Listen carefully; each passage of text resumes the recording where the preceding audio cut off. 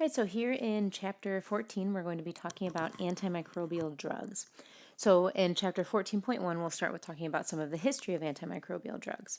And we're starting way back, all the way back to at least 350 to 550 AD. And the reason we're starting back there is just to make a note that even back then, and even up to present times, people used plants in order to provide an antimicrobial effect. So antimicrobials were produced by purposeful fermentation. So oftentimes, recently we can think of things like kombucha, for example, which provides good things and can help to kill off bad bacteria. We can also think of things like yogurt and how they can produce good bacteria for us through fermentation. But also antimicrobials were produced through this purposeful fermentation and or contained in plants. So a lot of this purposeful fermentation was with plants, but then separately also they were able to utilize plants purposefully to help kill off certain types of bacteria. Of course, back then they didn't know what it was that was killing off the bacteria. They just knew that what they were doing was working. Back here, what we have is talking about Nubia, or present-day Sudan, in 350 to 550 AD. We actually see skeletal remains that show these high amounts of tetracycline, and so what we believe is that these skeletal remains would not show this level of tetracycline unless it was being purposefully used for some sort of bacterial infection. We know that they used streptomyces to make a beer, quote, beer that was used for ailments. It was very thick and kind of gruel-like, but it was fermented, so it's been kind of called a beer for that. And then similarly, that was used to try to keep pathogenic bacteria or bacteria that was causing problems at bay. So a term here that I'd like to talk about is chemotherapy. When we talk about chemotherapy, or oftentimes in layman's terms, when we're saying, oh, they're going through chemotherapy, what people typically mean is a cancer therapy. But chemotherapy is not specifically related to cancer. Chemotherapy is chemo, meaning chemical, and therapy. So it's any use of chemicals or drugs to treat a particular disease, so therapy for a disease. So really, anytime anyone has taken a particular chemical or a drug to treat any sort of disease, they've undergone or gone through chemotherapy. So really, technically, that's what that term means. So looking at our history, if we move into some specific people, we start with Paul Ehrlich. And this was in the early 20th century. And he actually was trying to come up with something to get rid of or kill off syphilis. So that was a common problem back then. And so what he did was he was trying to purposefully and systematically search for something that would help with this problem, with this disease. And so what he was trying to look for was called a magic bullet. And he was looking for this magic bullet that would target particular infectious microbes, and including syphilis, or the disease syphilis.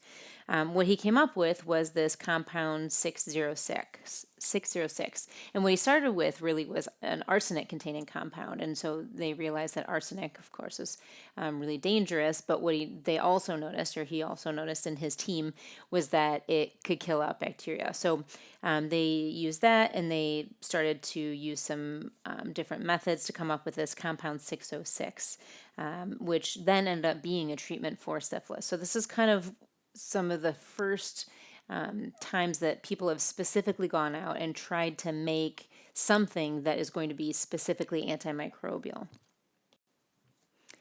Then what we have is Alexander Fleming. You've probably heard of him before, outside of this class even. He did discover penicillin in 1928, which is the very first natural antimicrobial that we know of. When we say a natural antimicrobial, what we mean is that it is a drug that's developed from chemicals that are just naturally found, so found in nature. And this is really what kind of started this modern age of antimicrobial discovery and research, meaning this is kind of the point where it took off. So the compound 606 was really dangerous, utilizing some of those compounds, but it worked. But Alexander Fleming, it was actually by accident. He was growing bacteria in a lab. He left on vacation. When he came back, he noticed that mold was growing on the plates. But before he tossed those plates, or probably didn't end up tossing them, but rather than tossing those plates, what he did was he looked very closely and noticed that mold was actually preventing the bacteria from growing. And so that's how he discovered penicillin. Now, he named this, and he said it was some sort of natural antimicrobial that's made by this particular mold. But then it wasn't until Howard Florey and Ernst Chain came along where they actually were able to separate out the penicillin chemical that is naturally made, the natural antimicrobial, and then start to increase production of it. So they were able to make this chemical, they were able to purify it, and then they were even able to show its efficacy. So it showed that it worked as an antimicrobial in both animal and human trials. So this was really where everything started to kind of blow up with this. And it all came from Alexander Fleming's first discovery of penicillin, although he was not the one that was able to purify it and then utilize it specifically as a drug. Then we move to Gerhard Delmage and colleagues. So it's a group of them that were working in the 1930s. And what they did was they came up with the first synthetic antimicrobial. So his daughter actually had an infection, and he was trying to look for something that would help with this infection.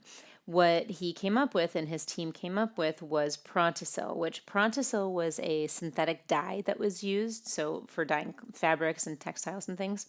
And what they noticed was that this synthetic dye actually cured strep and staph infections. So if they gave this dye to a person, then it would cure their infection. What they learned was that the dye itself, actually, when it was in the body, would be broken down into sulfanilamide.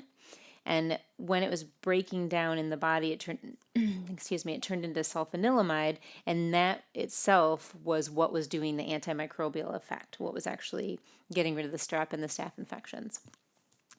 So once they determined that providing this Prontosil that turned into sulfanilamide, that it was this breakdown product, this actually became, this was purified and became the first synthetic antimicrobial. So synthetic meaning that it is a drug that's developed from a chemical compound rather than being found in nature. So we have our natural antimicrobial and we have our synthetic antimicrobials. So of course, natural is basically just, in the case of penicillin, we would say let's grow up a whole bunch of mold, purify it, and then grab the penicillin chemical from it, which is just a natural chemical. In this case, they were taking this synthetic dye, so it was already synthetic. It was already a chemical that was made. Once it then got broken down in the body, it turned into an antimicrobial. And so then they developed this drug specifically. And this is the foundation for all of our sulfa drugs. So when we talk about the foundation for sulfa drugs, what we're talking about is then moving into a semi-synthetic antimicrobial. And the way that we were able to then move into creating semi-synthetic antimicrobials is because this woman, Dorothy Hodgkin, she actually determined the structure of penicillin via crystallography in 1946. And since she was able to determine the structure of penicillin, then it was able to be modified in a laboratory. So they were able to take a natural antibiotic of penicillin, and then they were able to go into a laboratory and chemically modify it to change its properties. And that's why it's called a semi-synthetic antimicrobial. And we started with semi-synthetic penicillins. So we've chemically modified it. That's why it's only partially synthetic, because it still contains part of the natural antimicrobial. The reason for this is that we can increase our range of bacteria treated.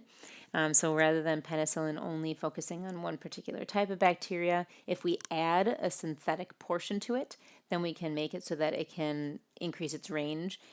We can also increase stability. So if we add synthetic components to our natural antimicrobials, then what it can do is it can make it more stable so we can transfer it, throughout the world. Also decreases toxicity, so we can add different chemical pieces to make sure that it's less toxic for our own bodies. And then also some other beneficial properties. So as we are creating or making these antimicrobials, we can kind of adjust these natural ones because we still want the natural piece that works against those particular types of bacteria, but we want to do things like decrease toxicity for our own bodies and increase the stability so we can make large amounts of them and they stay stable for people and as they're being shipped, and etc. So then lastly, in our history of antimicrobial drugs, we have Selman Waksman.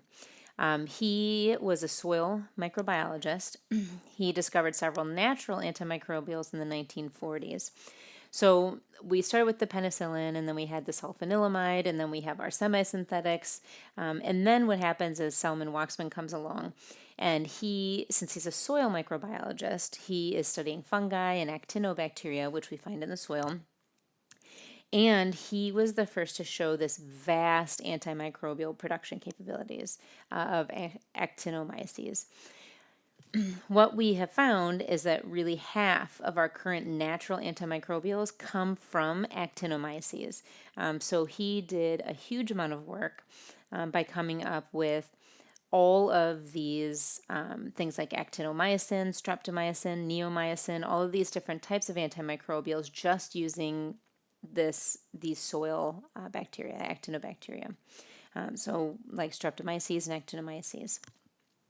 So he kind of pushed everybody to look even further, to even look further in the soil for these types of antimicrobials from the different populations. And the reason we have all these antimicrobials coming from the actinobacteria is because there's a lot of competition in soil. So if we have soil, we've got lots and lots and lots of different bacteria living in the soil, and they're all fighting for the same resources.